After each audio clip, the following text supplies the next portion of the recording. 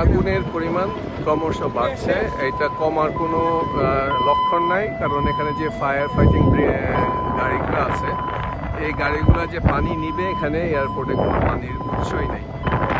পানির উৎস যে কয়েকটা আছে সেগুলো খুবই অপ্রতুল, এবং সে একটা গাড়ি রিফিল করতে প্রায় ঘন্টা 2 সময় লাগতেছে। 1 ঘন্টা 2 ঘন্টা সময় লাগতেছে। মানে টেপের পানি, মানে লাইনের পানি দিয়ে তারা ফিল আপ করতেছে, যার কারণে অনেক সময় লাগতেছে। এবং এই আগুন ক্রমশ টার্মিনাল বিল্ডিংয়ের দিকে চলে যাচ্ছে।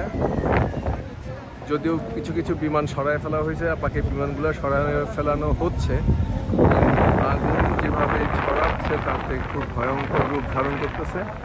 আর বাতাসের পরিমাণ বেশি হওয়ার কারণে এটা আরও ক্ষতিকর।